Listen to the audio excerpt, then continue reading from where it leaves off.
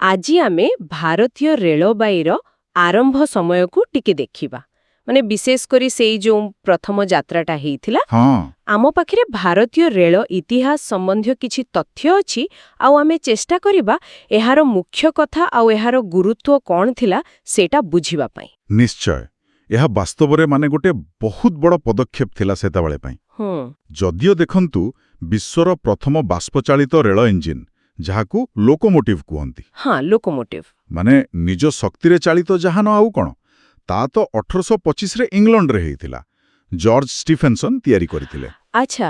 କିନ୍ତୁ ଭାରତରେ ଏହାର ଆରମ୍ଭ ପ୍ରାୟ 3 ଦଶନ୍ଧି ପରେ ଯାଇ ହେଲା। ଓହୋ, 3 ଦଶନ୍ଧି ପରେ। ତାହେଲେ ସିଧା ସେଇ ଭାରତର ପ୍ରଥମ ରେଳଯାତ୍ରା କଥାକୁ ଆସିବା। କ'ଣ ଥିଲା ମୂଳ କଥାଟା? କେବେ ଆଉ କୋଉଠି ହେଲା ଏଇ ଯାତ୍ରା?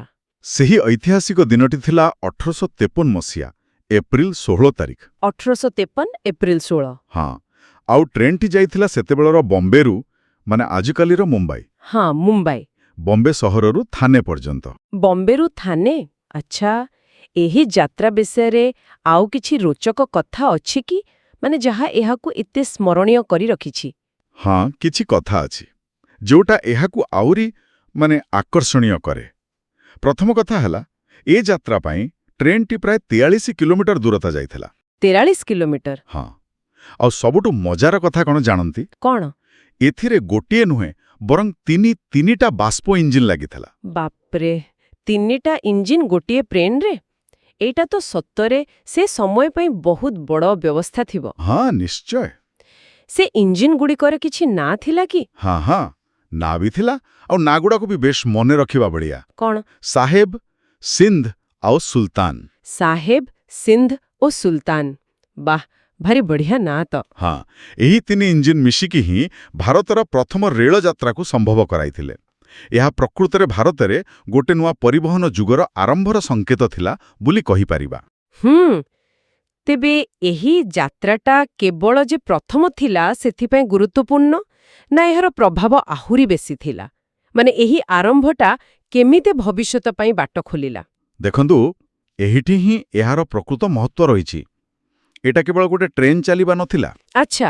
ଏହା ଭାରତରେ କ'ଣ କହନ୍ତି, ବ୍ୟାପକ ରେଳ ନେଟୱାର୍କ ଆଉ ଆଧୁନିକ ଯାତାୟାତ ବ୍ୟବସ୍ଥା ପାଇଁ ମୂଳଦୁଆ ପକେଇଲା। ହଁ, ଠିକ୍। ଟ୍ରେନ୍ ଆଉ ଇଞ୍ଜିନ୍ର କ୍ରମାଗତ ଉନ୍ନତି ପାଇଁ ବି ଏହା ଗୋଟେ ପ୍ରେରଣା ପାଲଟିଲା, ଯାହା ପରବର୍ତ୍ତୀ ସମୟରେ ଦେଶର ପୁରା ଭୌଗୋଳିକ ଆଉ ଅର୍ଥନୈତିକ ଚିତ୍ର ବଦଳେଇବାରେ ସାହାଯ୍ୟ କଲା। ବୁଝିଲି।